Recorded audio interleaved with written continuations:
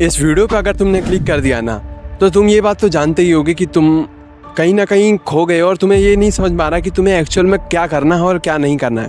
तुम्हारी मेंटलिटी इतनी अनस्टेबल हो चुकी है कि अब तुमको वीडियो की भी ज़रूरत पड़ रही है और मेरी ज़रूरत पड़ रही है।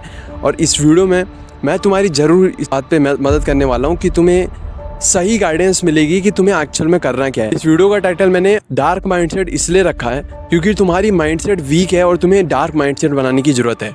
डार्क माइंडसेट एक्चुअल में बनती कैसे, ये बात तुम्हें तब समझ में आएगी जब तुम इस वीडियो को एंड तक देखोगे।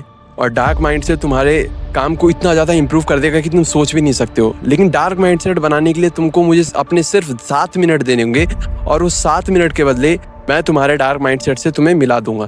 तो तुमको बस मुझे 7 मिनट देने हैं और बदले मैं तुम्हें तुम्हारा माइंडसेट दूंगा। तो ये एक डील है। चलो इस वीडियो को शुरू करते हैं।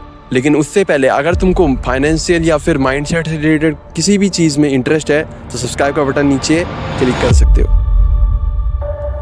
चलो एक गेम खेलते हैं, बहुत ही इंटरेस्टिंग गेम है, ध्यान से देखना।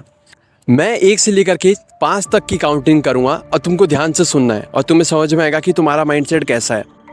1 2 3 4 6। क्या आएगा? 6 नहीं आता 4 के बाद। कैसे? 4 के बाद तो 6 आता है। क्यों नहीं आता ना? तुमने ये बात पे क्यों नहीं ध्यान दिया कि मैंने 1 से लेकर के अभी 4 तक की काउंटिंग तो सही की थी, लेकिन मैंने 6 बोल दिया 5 के बदले। तो तुमने मेरे को जज कर दिया कि मैं गलत बोलता हूँ, मेरे को काउंटिंग नहीं आती। इसी तरीके से दुनिया भी तुम्हें जज करती है। तुमने 4 सही काम किए होंगे ना, तो दुनिया उसको नज़रअंदाज कर देगी तब जब तुम एक ऐसी गलती कर दोगे जो तुम्हें शायद नहीं करनी चाहिए थी, पर गलती तो हर किसी से होती है। उसी तरीके से अगर तुम एक ऐसे रिलेशनशिप में हो जहाँ पे तुम्हारा पार्टनर तुमको बिल्कुल वैल्यू नहीं करता, तुम्हारी ना ही तुम्हारी बातों की वैल्यू करता है, वो बस हमेशा खुद को प्रायोरिटाइज करता है और तुम परेशान हो चुके हो इस चीज़ से। या फिर तुम्हारे फैमिली में अगर ऐसा है कि तुम्हारे घर वाले तुमको प्रायोरिटाइज नहीं करते, तुम्हारे को अटेंशन नहीं देते, या फिर वो सिर्फ अपने बारे में सोचते हैं। होता है ऐसे कई घरों में, ज़रूरी नहीं है कि हर घर में सेम सा होता है, बहुत सारे घरों में होता है। तो ऐसे सिचुएशन में लोग या हर कोई, तुम भी अपना माइंडसेट लूज़ कर देते हो और तुम्हें लगता है कि यार रहने देते, मेरे से नहीं हो पाएगा ये काम, क्योंकि लोग पीछे से तुमको पीछे खींचने के पीछे लगे रहते हैं। वो कोई भी हो सकता है, तुम्हारा कोई पुराना दोस्त हो सकता है जो अब तुम्हारा दुश्मन बन चुका है, या फिर तुम्हारे पार्टनर हो सकता है जो कि टॉक्सिक है। तो ऐसे कंडीशन में तुम्हें अपना माइंडसेट जो है ना, वो स्ट्रॉन्ग रखना सबसे ज़्यादा इंपॉर्टेंट है। तो माइंडसेट को स्ट्रॉन्ग रखने के लिए तुमको एक ट्रिक अपनानी पड़ेगी। वो ट्रिक क्या है, चलो जानते हैं।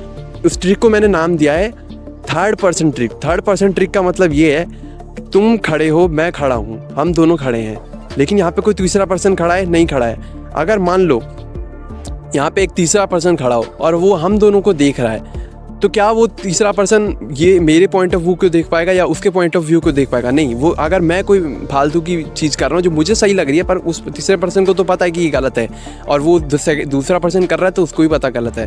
तो तुमको अपने आप को एज ए 3rd पर्सन देखना है। जैसे ही तुम्हारे रिलेशनशिप में कोई ऐसा फेस आए कि तुमको लगता है कि अरे अब तो कुछ होने नहीं वाला, 3rd पर्सन के पॉइंट ऑफ व्यू से देखो। जैसे तुम्हें लगता है कि तुम्हारी फैमिली तुमको जज कर रही है, 3rd पर्सन के पॉइंट ऑफ व्यू से देखो। जैसे तुम्हें लगता है कि तुम्हारा काम एकदम अनस्टेबल चल रहा है, तुम्हारा बिजनेस एकदम डाउन चल रहा है, तुम्हारा यूट्यूब चैनल एकदम डाउन चल रहा है, तुम्हारा पढ़ाई एकदम डाउन चल रही है, तो अपने आपको एक 3rd पर्सन के पॉइंट ऑफ व्यू से देखो। 3rd पर्सन के पॉइंट ऑफ, तो जब कोई 3rd पर्सन तुमको देखेगा पॉइंट ऑफ व्यू से अपने, तो वो तुम्हारी गलतियों को पहचान पाएगा। तो तुम खुद को एज ए 3rd पर्सन देखो। तुमने सुनने में काफ़ी अजीब लगेगा कि आखिर ये करते कैसे। मैं ये भी बताने वाला हूँ कि इसको एक्चुअल में करना कैसे है, लेकिन तुमको सबसे पहले अपने आप को 3rd पर्सन के रूप में देखना शुरू करना पड़ेगा।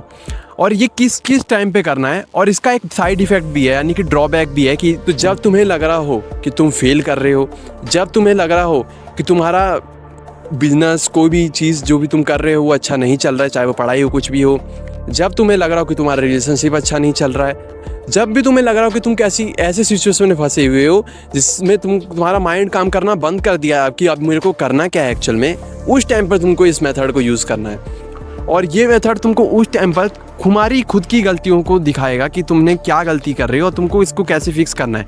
क्योंकि उस टाइम जब तुम थर्ड पर्सन के तौर पे खुद को देखोगे तो तुमको ये बात पता चलेगी कि ये तुम किस तरीके से निकल सकते हो। कि थर्ड पर्सन हमेशा देख रहा होता है, अरे ये ऐसे करेंगे तो अरे ये तो ये गलती कर रहा है, तो तुम खुद की गलतियाँ गिनवा सकते हो और उस सिचुएशन से बाहर निकल सकते हो।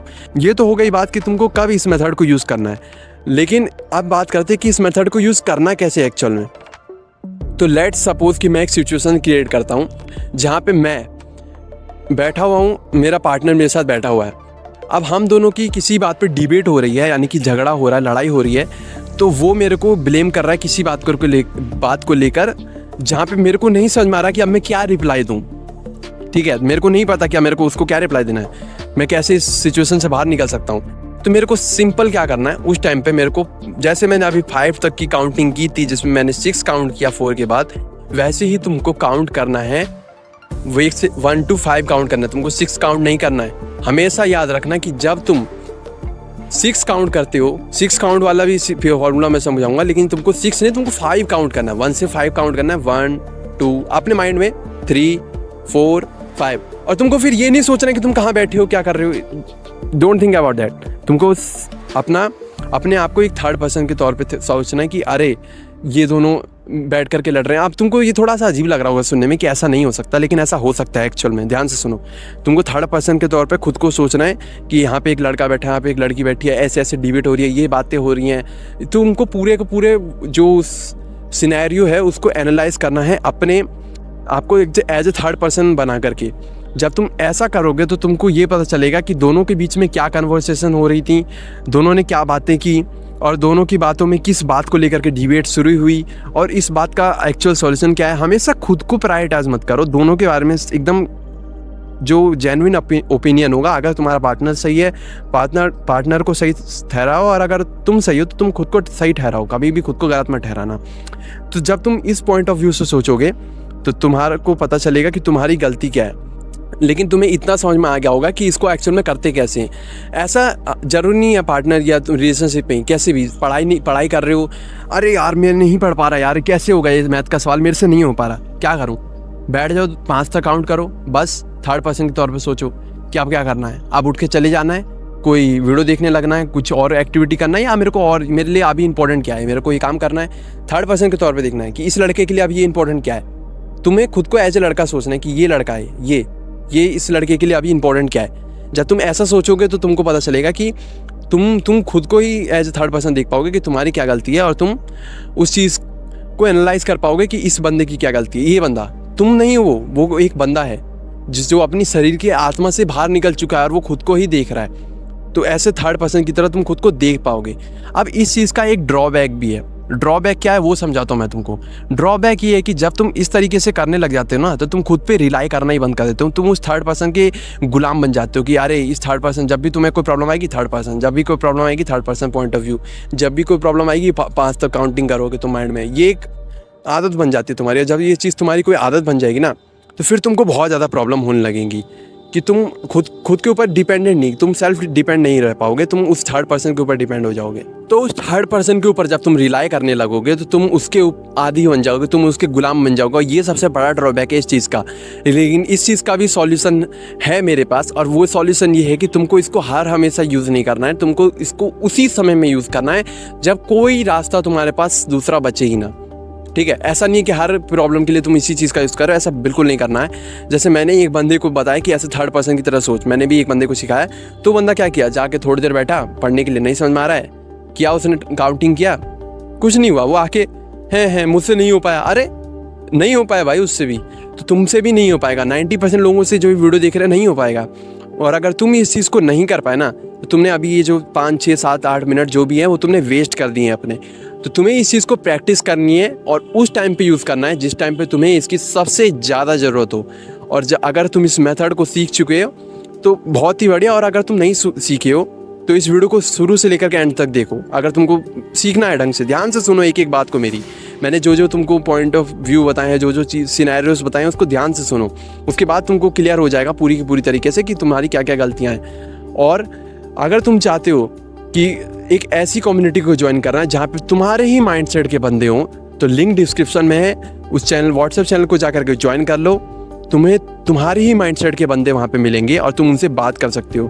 कम्युनिटी में लिमिटेड स्पेस है, तो लिमिटेड स्पेस है तो लिमिटेड लोग ही वहाँ पे जा सकते हैं। तो जल्दी से जाओ, ज्वाइन करो उसको। And thanks for watching this video and don't let the world time you.